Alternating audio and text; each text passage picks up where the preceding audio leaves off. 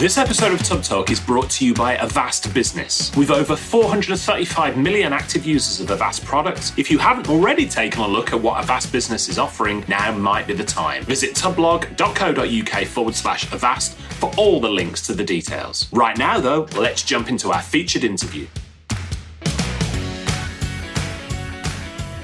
Well, hello there, Richard Tubb here, and I'm back with another interview with somebody, and it's going to make a blush, but somebody that I consider a real superhero in the IT industry. Tracy Pound is the Managing Director at Maximity. She is somebody that I've known for an awful long time. She works on the board of directors at CompTIA, and above all of that, she is one of the strongest, most smartest, savvy women that I know who works in the IT industry, and she's also a fellow Brummie. How you doing, Tracy? I'm very well, thank you. What an amazing introduction. Thank you so much for that. I think I'm blushing quite a lot at that. But yes, we've known each other for a long time. And yes, we are both Birmingham people through and through. Well, I was going to say, we should explain, because we have listeners to Tub Talk from all over the world. What exactly is a Brummie? How would you explain a Brummie to people? Oh, that's a very good question. Somebody with an accent that not everybody in the world likes, but people who are very friendly. They get on with anybody. They love to socialise, talk to each other, and they have chips with gravy on. Chips with gravy. A bit like people up north. Yeah. Oh, it's making me homesick for Birmingham, England. I want to go back there. Let's get away from chips and gravy, though. And so we have known each other for quite some time. And I was trying to think when we first met in this industry. Would it have been through CompTIA, or would it have been even before that? I think maybe at Credit UK. Yeah, it was definitely before that. It was with Credit UK, where you and I both worked on building a standard for the IT industry. And that was back in 2004. Goodness me. So it is a long time ago, 15 years ago, is when we met and worked together to develop that standard, which was then bought by CompTIA and became part of their suite of member certifications. Yeah, absolutely. So that might be a good place for us to start, actually. So we've already explained what a Brummie is. We've talked about gravy and chips. Let's get to the serious stuff. What is CompTIA? Who are CompTIA? And you're on the board of directors at CompTIA. What does that role entail? Okay, so CompTIA is the Computing Technology Industry Association. It's a global trade association that's designed to support people within the tech industries. Some of that is focused around building and selling certifications. So if you've come across A+ or Network Plus or Security Plus, that is what we build as our core and what we sell around the world. And we sell certifications to the tune of about $85 million worth a year. And that's growing. Year on year, that is growing. That money gets put into and reinvested into the membership sides of the organisation. So we have member communities. So there's a UK community. There's a new Benelux community that launched earlier this year. We've got communities in Australia and New Zealand. We've got communities in Canada. And, of course, the biggest, obviously, in America, because it is an American trade tech association at its heart. But it's expanding geographically very quickly. And we're looking at where we can put new communities that will help support people who work in the tech industries. It doesn't matter if you're a vendor, if you work in distribution, whether you're a managed service provider, whether you're a tech consultant, whether you work in aligned industries, so like lawyers who specialise in digital law and GDPR and topics like that. It's there to support those people, to bring them together, not just to network, but also to further their businesses and further the industry. So we work a lot with workforce issues. How do we get younger people engaged within the tech industry? How do we make sure that we keep the skills and the expertise that we've got in it? How do we grow it as a professional industry, as a profession, I guess, rather than an industry? We do a lot of work on Capitol Hill in America with advocating on Capitol Hill, so trying to make sure that governments pay attention in the right way to tech and how it develops. A lot with cybersecurity, huge growth area in cybersecurity, and it's needed because obviously hackers are prolific and they have such a strong foothold around the world because tech is global. governments are local. So it creates quite an interesting dynamic between how do you stop people from hacking and sharing what they shouldn't share versus governments that want you to keep your data close to you. So that there are all sorts of issues that sort of sit around that. But cybersecurity in general is a huge topic. How do we educate end users? How do MSPs work to support and keep their end users safe? How do vendors and distributors support their MSPs? There's a lot of education all wound up in that. So CompTIA is there as a voice for the tech industries for all of those kinds of activities. And it's a home for people who want to be part of a community. So we have an advancing women in IT community, advancing diversity in IT. We have a solutions and support community. We have a security community. And they're there for anybody around the world to come and take part in having a say in what CompTIA does. So we do a lot of research as well, and that research is then delivered back out through analysis that's done that's available on the website on CompTIA.org, but also we'll go out to events. So we'll go and talk at vendor events, at distributor events on trends in security or trends in managed service provision. And that is a very good conduit to get to different people who work in the tech industries, as well as a lot of training. So it is a very big organisation. It does an awful lot of things to try and help make sure that the tech industry is future-proofed and is sustainable. So I'm sorry, that's a very long answer to a very short question. Not at all.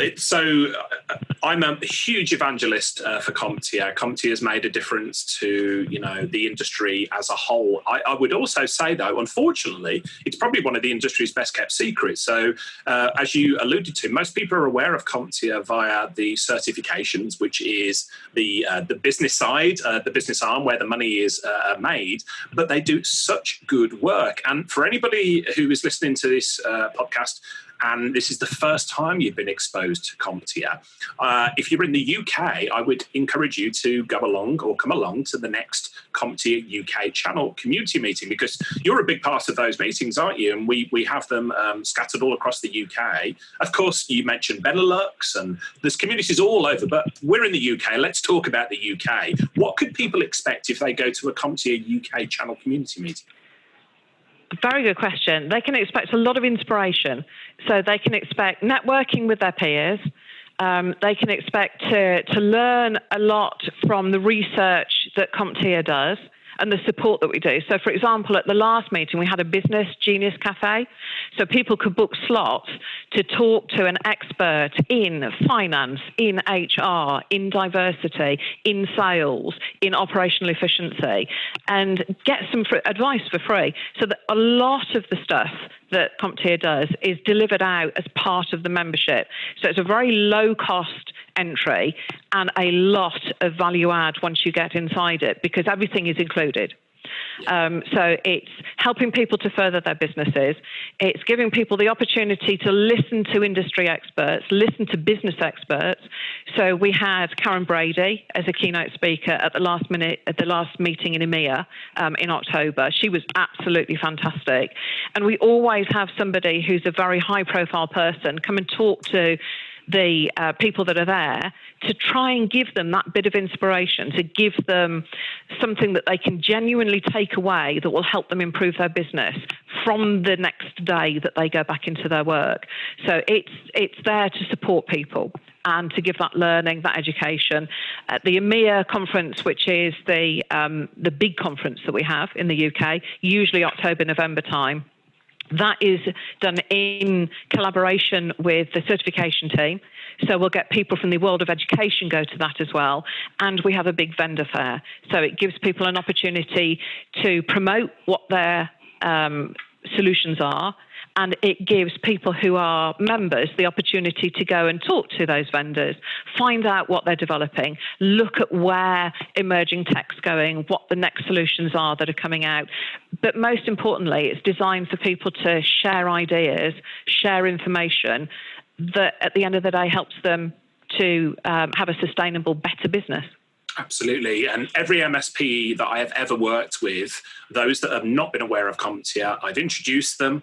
They've been slightly skeptical. They've said, oh, it seems too good to be true. But then they've gone along to a meeting and said, this is a no-brainer, isn't it? You know, the low membership fee, CompTIA does so much good for the industry.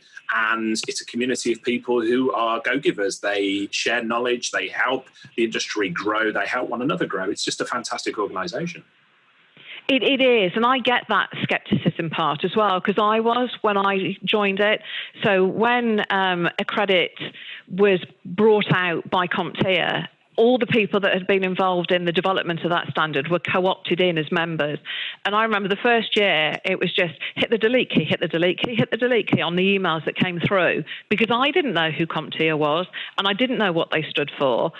And somebody said, you know, just go to one of the community meetings, because it's really difficult to explain what CompTIA is and does. Just go and experience it. And I did, and ever since that day, I've been completely 100% sold by them.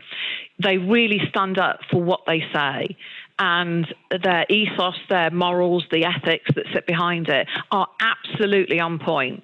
So they give a lot of money back out to charity as well. Yes. So it's not just taking money in, it's giving back to the community and helping charitable organisations to grow, helping people to expand their knowledge truly of what tech is about. So it does sound too good to be true, but it's a great home to belong to if you're in the tech industry, and I just love it. And, you know, working on the board, I get a very different view. So on the board of directors, so if you're a member, you'll see the membership and the community side of CompTIA. So that's the events that we run, that's the training that we have, it's the research that we do. Sitting on the board, you see overarching everything that CompTIA gets involved in. So we've got a foundation that's for creating IT futures in America, and that's designed to try and help people who are going through college education, school educations, to get into a career in tech to start with. We're looking at different ways that we can deliver exams to make it easier, better, and as an experience, as a learning experience, something that people can really engage with, rather than you sit in front of a computer, you look at a video, you take some multiple choice tests, and that's it, you pass or you fail, to make it more real. Because the world of tech is really complicated these days, and there's lots of different scenarios. And if you go into solving a problem, it's the route you take in, it's the series of events that have happened that will mean that you have to take that route or a different route or another route. And it's trying to develop an exam methodology that supports the way we actually work in real life, to simulate it, to make it easier so that when you come out from an education, you are truly ready for the world of work. So there's a lot of exciting stuff that's going on at that level, and it's great. Yeah, absolutely. And again, it's a no-brainer. If you're listening to this and this is your first exposure to CompTIA, go and check it out. Tracy and the whole CompTIA organisation do incredible work. So CompTIA.org, and we'll include all the details in the show notes for you to go and have a look at. But I want to pick up on something that you mentioned earlier on in the conversation there. So I introduced you at the start of this interview as one of the smartest, savviest women that I know in the entire IT industry. Now, let me rephrase that. You are one of the smartest, savviest people that I know in the IT industry, full stop. However, whenever I'm talking about women in IT, I always refer to people like yourself because, frankly, there are not enough women in IT, let alone women in IT like yourself, who are real sort of trendsetters and inspirational to other people. Why is the IT industry so poor at attracting smart, savvy women into the technology industry? Well, now, here's a very long answer again. I'm sorry. If you're going to ask, give a short question that's got a very long answer. There you go. An extremely long answer, absolutely. I think it's a complex problem, which is why it doesn't have an easy solution to it. A lot of it, I think, is down to unconscious bias. So people like them. And I remember when I started in tech, it was back in 1984. So I've been in the world of tech for 35 years. And when I started was when the IBM PC first came into the market. So you've got an IBM PC, 4.77 megahertz processor, dual floppy disk drives, no hard disks, because hard disks in PCs had not been invented at that time. Microsoft wasn't the be-all and end-all to everything. So you had MS-DOS, you had PC-DOS. But it was a very different world. And because of that, when you came into the industry, there was no precedent for how people worked or what people needed to look like to be successful in tech. So a lot of people were very successful because there was no path already forged. And I think I count myself very lucky to have been able to start my career at that time when PC computing was literally starting and launching around the world. So it was an unusual point in time. And I think that's one of the reasons why I've been able to succeed, is because nobody could say to me, you can't do that, you're too young, this isn't your route, because there was no predefined route through. So people forged a way forward because they wanted to make headway and there wasn't a set path to do it. And I think over my time, I've seen the industry move more towards a traditional setup, which is that as companies mature, they start to look like other mature companies. So a lot of mature companies look like white men in suits in business. And particularly as you get up into the world, into the corporate world, I think people look like that. And so you kind of follow that route through because that's where people have gone. But for women, that means that we have less of a voice now in a growing world than we had 20 years ago when it wasn't such a mature market. And I think, when you look at tech, there's still a way to go in terms of maturity. Whether we'll actually get there, I don't know, because tech changes so quickly. I don't know whether it will ever fully mature because it always morphs. It always changes into something else, which is the great thing about it. It never stands still. There's always something new that we can learn, always something new that we can put in place that helps companies to be more efficient, helps us live our lives better if we use it in the right way. But I think the way that organizations grow is they follow a path. And as they get mature, they need to develop in different ways. And most people who were successful at high positions, when you look 20 or 15, 10 years ago, they were largely men. So there aren't that many role models for women to follow. There aren't that many role model organizations for people to look like or look at to model their own behavior. So I think a lot of it is unconscious bias because we do what we've done before, because somebody's already done it, therefore it's easier, it's quicker to get set up. And I think we're kind of stuck in a rut now, which we are slowly moving out of, but the rut is that it's very hard to change people's view of what they do and why they do it because they don't realize that they're doing it. So if you look at a lot of websites of tech companies, they will have a lot of imagery that sits around men. They'll have a lot of imagery that sits around sort of mechanical things. And girls, when they grow up, are not exposed to that kind of environment. So they look at it and they say, that's not me, because it doesn't look like me. So they go a different path. And people often will go down the path that others have gone down because they want something to relate to. And to change it, we've got to get people away from doing what they've always done. So if we want a different result, we absolutely have to follow a different path. But that's a really hard thing for people to do. We don't have enough girls in the pipeline to apply for jobs. So I speak to a lot of MSPs, and a lot of them will talk to me when we go to the community meetings, and they'll say, well, you're an advocate for women in IT, but I can't get any at interview.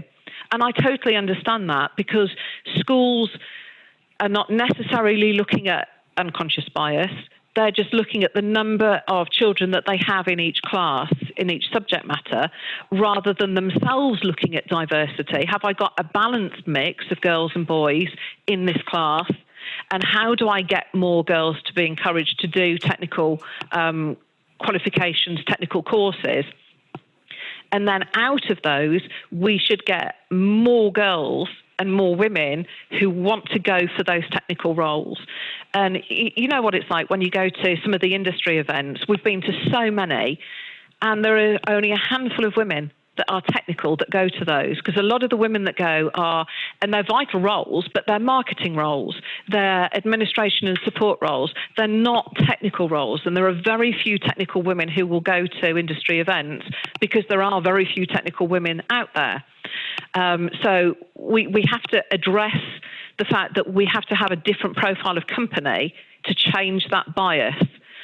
I don't know whether that makes sense. It's a little bit long-winded, but no, I think it is that unconscious bias. It absolutely makes sense. And the conversation that I have with MSPs is not dissimilar to yours. However, I would say that this is one of the, and there are many other industries out there like this, but IT support as an industry, the companies, MSPs, are supporting Joe Public, average consumer, average businesses that are out there, which is typically a 50-50 split of men and women. Most small businesses, men and women out there. Yet if you look at any MSP help desk, service desk across the country, certainly in the UK at least, 99% of the time, it will be all men. Now, for me, from a customer service perspective, that does not make sense, that you've got a bunch of men supporting a bunch of men and women. It should be more representative of the customer that you're supporting from my perspective. But I hear MSPs tell me that, they just struggle to recruit women to their service desk for all the reasons that you've talked about. So what can we do now to start taking steps to change that? I think it starts at a very young age. So I think for people who are parents, then it starts with making sure that if you've got daughters, you encourage them to do the technical things. People don't have to be good at maths. And that's one of the big myths that sits around this, I think. People have said in the past, if you're going to be good at tech, if you're going to study that, then you have to be good at maths. I can tell you, I am good at maths. I am really, really not good at maths, to the point that my dad won a scholarship to read maths at Cambridge University. I absolutely don't take after him. And he tried to teach me by the shout louder method, which funnily enough didn't work. But to have a logical mindset helps. So as long as you can follow logic, which a lot of women can do very, very easily, as well as men. But that is more important than the maths knowledge. But it's encouraging young girls to make sure that they are exposed to tech, that they're given the opportunity and encouraged by their parents to follow those technical routes, and to know that actually it's a good industry to be part of. Tech is growing. Some industries are shrinking. People say we're in the middle of the fourth industrial revolution and that tech is taking over the world. In some aspects it might do, in some aspects it won't, but it is a growing industry and it is a sustainable industry. So it's there to be a good career for people. So for parents who are worried about, if my daughter goes into tech, is she going to have a job in 10 years' time? Absolutely, totally, 100% she will. And she'll have a fantastic career through it too. So I think it's encouraging parents to give children the courage to take those technical courses from a very young age. It's exposing. CompTIA did some research a few years ago that looked at girls and boys who were around about 5 and 6 years of age. And at that age, they were already starting to see a difference in the way that their minds were developing. So boys were given more mechanical, Lego-type building deconstruction toys, whilst girls were given more dolls and creative things. So kids' minds are formed based on how they play, in part. So it's giving girls mechanical things to play with, Lego to work with, Meccano to build, gaming on computers. There's nothing wrong with building games and doing gaming. It's a very good introduction if you want to go down that coding route. And it's very analytical as well. So I think it's encouraging those. And I think from an education point of view, there's a learning point there. We need to educate teachers about unconscious bias, about how to encourage girls to take up some of those STEM subjects, because it isn't just computers, it's not just technology, it's engineering, it's maths, it's the sciences. So it is all those STEM subjects as well. And we need teachers to actively encourage girls to take those courses up. And we then need to make sure that that follows through into the world of work, so that people who are looking for staff, when they consider how they put their job advert together, how they promote their organisation, that they are appealing to the widest range of people, not just to a narrow band that's going to encourage largely men to apply for those roles. And I know it sounds a bit harsh, but it is breaking those barriers down. It's just stopping people doing automatic thinking, because we need some dynamic thinking and for people to make an active change on it. But it's not a straightforward thing to do. And it's going to take a generation or so, I think, to get to a point where we've got an equal number of men and women in the tech industry. But I think we will get there. Absolutely. Yeah. I mean, we've got some incredible inspirational women in tech. Yourself, on this season of Tub Talk, we interviewed Fiona Chalice, who I know is a good friend of yours as well. Fiona is not just one of the best sales women that I know. She is one of the best sales people that I know, full stop. This is a lady that, just knows everything there is to know about managed services sales. Yeah. We're also speaking to Claire Jenks, who is helping companies with design and branding.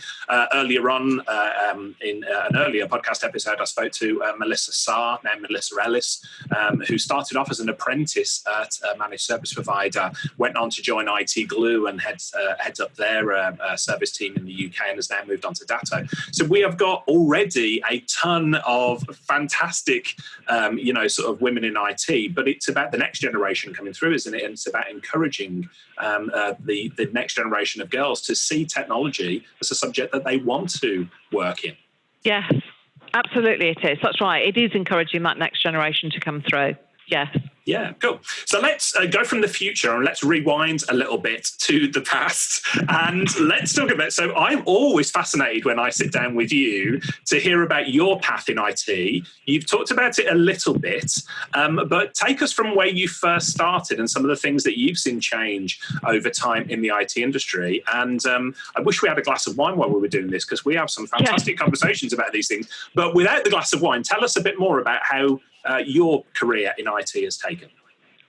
Okay, so I mean, it is quite a long career, 35 years and counting. But I actually started off as a programmer. So I got as far as A-levels. I didn't want to go to university. I was very quiet, not at all like I am now.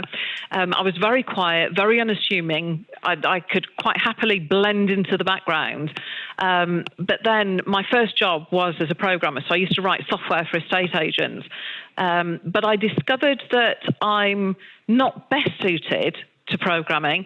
I am better suited to being out talking to people, and I loved the installation part of it, going to configure systems, talking to people, doing the training and that kind of stuff. And that's been the mainstay of my career across 35 years.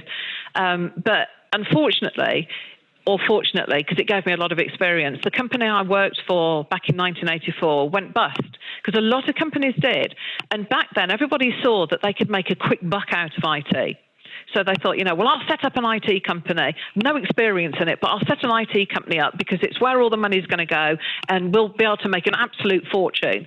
So the guy that I worked for owned a jewellery company. It was a wholesaler for jewellery.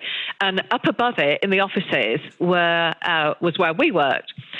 But he knew nothing about developing software, nothing about how long it actually takes to write software before you even get a hint of a sale, before you even get any form of return on that investment. So he kind of ran out of money.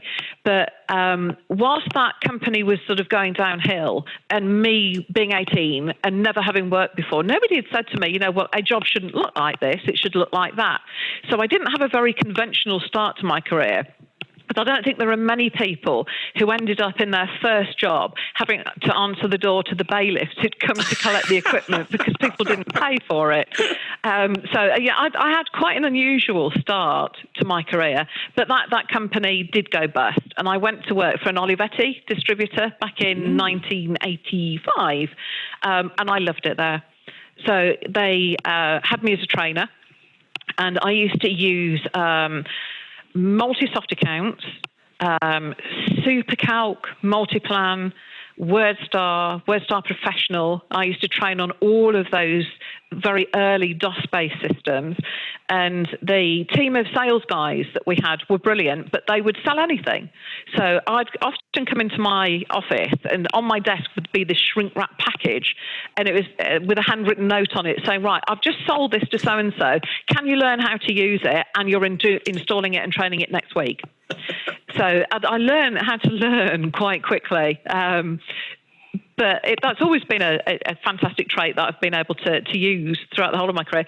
But that company put me through Unix training because it was at the time where we had some very early PC networks. So I remember PCNet and MSNet that was so slow that you could walk from one office to another before the information would come up on the screen that you'd asked it for. So we got into Unix, into Xenix. So I used to install Unix System 5 version 3 on AT&T 3B2 machines. And I was a system administrator for Unix environments as well. So I did get quite technical at that time. But then latterly, when Novell networking came in and Windows networking came in, it was just a completely different world. Unix is great. It's lovely. It does what you tell it. It's command-driven, but it's easy to control as long as you know how to do it. PC networks just confuse the living daylights out of me because you've got so many different places to set stuff up. And I thought, I don't like this. It's not for me anymore. So I got more involved in the end user side of things rather than the technical side of things. So I went on from there to set up and run a help desk. So this was before the days of RMM tools and PSA tools and stuff like that, where if somebody had a problem, they'd pick the phone up, ring you, and you'd have to try and diagnose it over the phone, not seeing their screen, knowing full well that people can't tell you what they're looking at because they see what they think they're seeing, not what they actually see. I've had some really funny instances. So whilst I was there, I asked somebody to send me a copy of a disk through so that I could see what was on it. So they photocopied it and scanned it and sent it to me. I had somebody staple a 5 1/4 inch floppy disk to a letter. Oh. So of course that was really good when I got it because I couldn't read it. But that's just the way it was. And I was lucky enough then to go and spend 8 years in the automotive industry. So I saw IT from the other side then. And I worked as an internal IT manager when one company where we had our own team of programmers. So we wrote our own ERP system. And then the second one, we had a Unisys mainframe with open reel tape drives on it in the early 1990s. You've never seen such a big, slow machine in all your life. So we had a big change program that took that onto a software platform called Barn, which was another ERP solution. So I've been lucky enough to see both sides of technology. And then I had my first child when I was, when it was year 2000, and I decided I'd set my own business up then because I was working in Reading, living in Tamworth, 124 miles to get to the office. And I thought it's just not going to work with a young family. So I took the plunge and became a business owner. Yeah, almost 20 years ago, and have not looked back since. So now we do a lot of training, of consultancy, of business consultancy around how to use technology better in organisations, and I love it. I do a lot of training with CompTIA, so I'm part of their education faculty. So I've had the opportunity to go and train in Japan, in Turkey, in America, in all across Europe, on channel account management for vendors and for distributors, all sorts of different topics for speaking. It's just really varied. And, I love what I do. I don't understand why people don't like the tech industry. It's just so interesting to be part of it.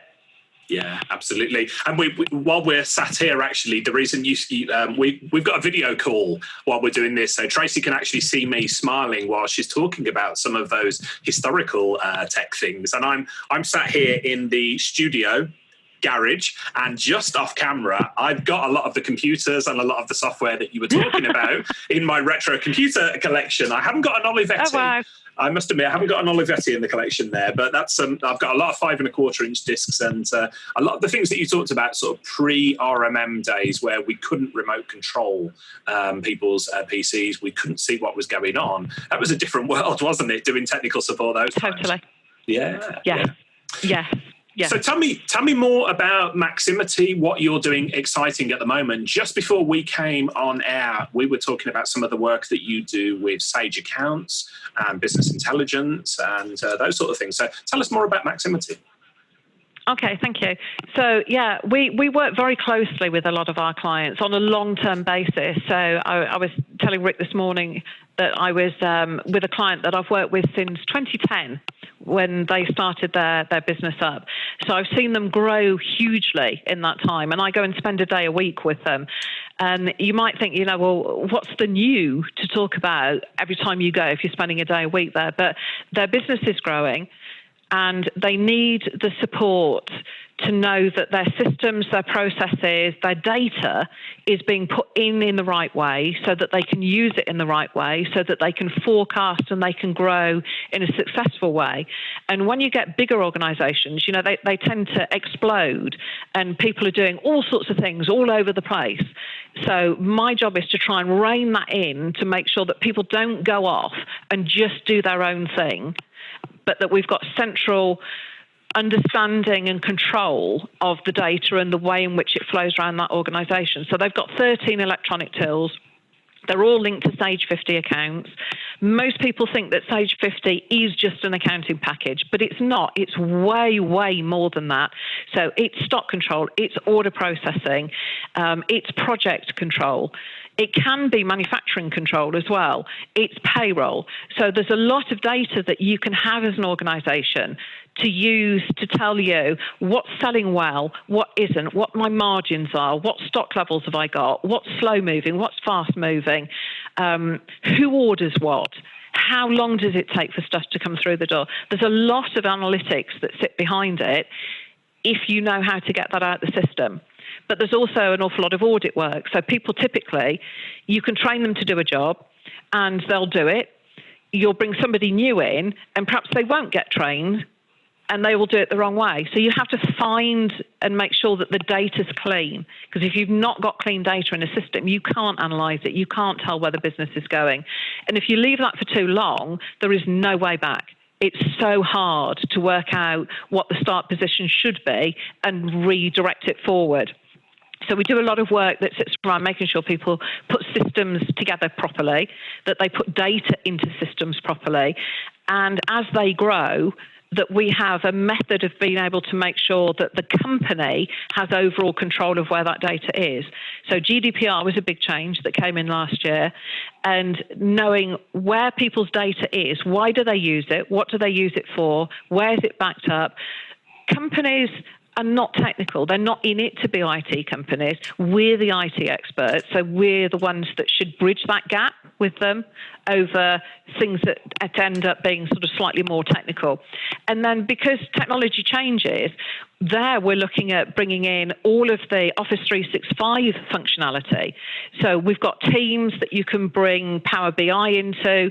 You can incorporate YouTube videos in. So if you want to do learning, then you can do that in that environment. Or your files can come in under your Teams environment. So you've got control of where things are, which gives you version control. You've got Flow so that you can workflow things.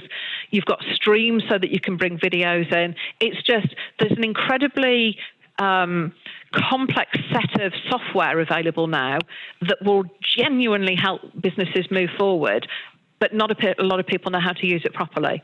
Yeah. So our mission, if I can just tell you what our USP is to take the SH out of IT. That genuinely is what we're here to do, is to demystify it. It shouldn't be complicated. It should be straightforward. Businesses need to understand how to use technology, but they shouldn't be technologists. That's our job. So it's merging those two together. And, we've got some fantastic customers that we've had for a very, very long time who do want us to go in regularly because they see that value that we bring in looking forward for their business. And I think because so in my organisation, we're only a small company, but we've got a lot of experience in the organisation. So if Simon goes out and does training, he's spent 30 years in the IT industry. He knows how it works.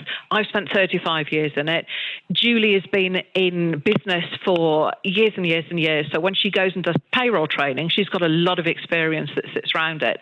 And we try and merge that experience with technology as if it were our business to take our clients forward. But it does make for some very interesting days. Yeah, and so you've been doing this very, very successfully for customers for quite some time now. But interestingly, and for long-time listeners to this podcast, all of the stuff that you're talking about is what I believe is going to be the future of the managed service industry. I think managed services is going to be more about business process, helping small businesses to do things faster, better and cheaper, using automation, connected technologies, that sort of thing. So it's incredible to see that, this isn't new to you. This is something you've been doing for quite some time. It is. And, I find it really interesting. I've said to a couple of people recently, when I worked for that Olivetti distributor, we had a team of engineers, hardware engineers. We had a team of sort of trainers, installers, and support people, and we had a team of salespeople. So the salespeople obviously are like salespeople in any technology business. They're designed to sell a solution. But then the engineers would configure the hardware. They would install the hardware and the network and the infrastructure. Then Dawn and I would go in and we would do the installation, the configuration of the software. We would do the training of the software and we'd do the support of the software. So we literally covered it from tip to tail. And I don't understand at what point MSPs have come away from doing that training bit, because that's the bit that creates sticky customers. If they can't use their software, whether that's Excel that they struggle with, or Word, or Sage, whatever application it is that they struggle with, if a help desk can't help them on that front, then the end user gets really frustrated. When they get frustrated too much, that's the point at which they move to somebody else. So I've never understood why MSPs don't do that training element. Yeah. Because it's closing the loop on it. So for me, I've done such a lot in this area. It's a brilliant, we have such a lot of work that comes through. We work with MSPs, with their end users. We work directly with end users. We get a lot of people who will call us because their MSPs can't do the training for them. But it's a huge opportunity for MSPs. And yes, there is a lot of talk these days about the fact that MSPs have got to understand business. Absolutely, they have, because that is the way forward. Yeah. Absolutely. And I think for any MSP listening to this, we'll get your contact details later on, Tracy, but I would encourage MSPs to reach out to Tracy and see how that you can partner with either Tracy or a company like Maximity to provide these services, because it is fundamental to managed services, educating the customer, educating the end user, lowering your cost of support. It's a profitable way of doing business. It's all what managed services is all about. It is. Yes, yeah. I agree, 100%. Yes. Now, we've talked about the fact that you are an undeniable role model for so many people within the IT industry. But how about yourself? Who is an influence? Who is a role model to Tracy Pound? There are quite a few people, I have to say. Fiona Chalice.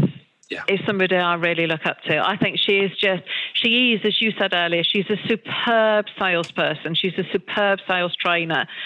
She's a superb speaker. She's a brilliant businesswoman. Nancy Hamovic at CompTIA, who runs all the communities around the world. She is a massive inspiration for me. I've never known anybody work so hard in all my life. You're an inspiration for me, because I look at what you've achieved and what you do, and I think that is absolutely phenomenal. There are Mark Matthews, his ethos, his way of working, what he's been through. When you hear people's stories of things that they've had to put up with, how their businesses have gone and how they've turned it around, I think that is phenomenal. And I find that very, very inspirational. If you look a bit further afield, I did love Karen Brady's talk. Oh, yes. Listening to her, she's had such a career, and really been up against it as a woman in a very much male-dominated world. Richard Branson, when you look at what he's achieved, and, I always sit, when I'm having a really dark day, I sit and think, well, if somebody else can do it, why can't I? I just need to get my head set in the right place. So there are a lot of people out there. Amy Cardell as well, who's the ex-chair of the board of directors for CompTIA. As a woman, she is just a superpower. She just does so much stuff, it's untrue, and self-learning and self-development, as well as a lot of giving back and a lot of energy. So there are a lot of people, I think, that are an inspiration for me, people that I look up to, people who I would go to ask advice when I get stuck. Yeah. And my husband, I shouldn't say my husband, because he's very supportive. We have a bit of a role reversal because Peter's got his own business. He's an insurance broker, but we share offices. But it's Peter that stays at home and me that travels. So we're kind of a little bit back to front. And today, earlier on, my daughter wasn't very well. So the school ring him. They don't ring me. They ring him to go and fetch her because they know they'll never be able to get hold of me in a million years. Well, you are one of the hardest working people that I know in the entire industry. You're always running around doing exciting projects. And so what's next for Tracy Pound? What's next for Maximity? What will 2020 hold for you? I'm hoping, so I'm trying to put the I am putting the pieces of the jigsaw puzzle in place at the minute. Next year is going to be a huge year of growth for us. So last year we learned a lot of lessons. This year we've been putting a lot of systems and control in place. Next year is growth. Absolutely, we're going to grow. So we'll be looking at taking on some salespeople, taking on some more trainers, and just going for it. Office 365 is a massive opportunity for us, and that's where we're going to be headed in 2020. We'll, of course, keep up all the Sage work because there's still a huge demand for it. We'll be looking at probably Xero as cloud accounting. We'll certainly be looking at Business Essentials as cloud accounting, as Microsoft Suite, but Office 365 is a massive potential for us. So, yes, it's a year of expansion planned. It's exciting times for you, and perhaps we can get you back on the podcast in sort of 12, 18 months' time and share some of the lessons that you've learned during that expansion. Love to do that. Absolutely would love to do that. Well, we're approaching the end of our time. I know you're a very busy lady. You've got places to be and people to see. So just before we wrap up, for anybody who's listened to this and perhaps wants to continue the conversation with you, how can they find you online? LinkedIn. They can find me on there. Just look up Tracy Pound. You'll find me very easily. Twitter, Tracy J Pound, or Maximity_UK. Facebook, we've got Maximity page on Facebook. We're on Instagram as well, quite new to Instagram, so please be gentle with me on there. Or our website is maximity.co.uk. All of our contact details are on there as well. So I'm very happy to take phone calls from people. I like to give back too. So if anybody wants any advice, any support, they've got any questions, you can email me, tracy@maximity.co.uk, or you can ring the office. The number's on our website. More than happy to help people out. That is wonderful. Tracy, you are one of the most inspirational people that I know in this industry, and I say that absolutely genuinely. Thank you for all that you've done with CompTIA. Thank you for all that you've done for me personally as well. I've learned an incredible amount from you, and good luck with all the growth plans in 2020. It's going to be exciting times for you. I hope so, and thank you very much. It's been a really enjoyable podcast. Thank you, Rick. Cool. Tracy Pound, thank you for your time, and that's all for now. Thanks everyone for joining us. Hey folks, Richard here. Thanks for listening today. I know you've got a ton of options for who you listen to nowadays, so I really appreciate your support. Do you have any feedback on this episode? Ideas for future guests? Tweet me at Tublog using the hashtag TubTalk. I respond to every tweet and really appreciate your feedback.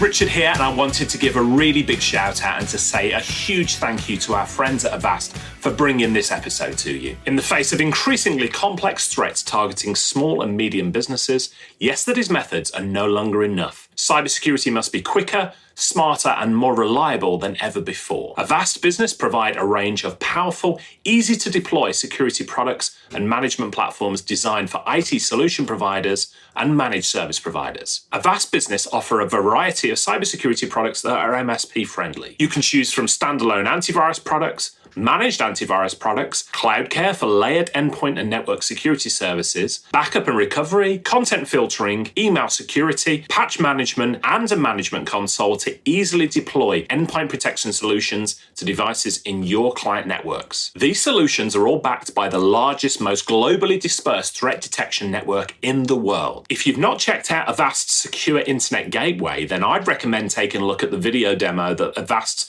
Paul Fenwick and I recorded. It delivers a full security stack as a service that protects users wherever they go. With 30 years as a leading cybersecurity company and over 435 million active users of Avast products, if you haven't already taken a look at what Avast Business is offering, now might be the time. Visit tublog.co.uk/Avast for links to all the details.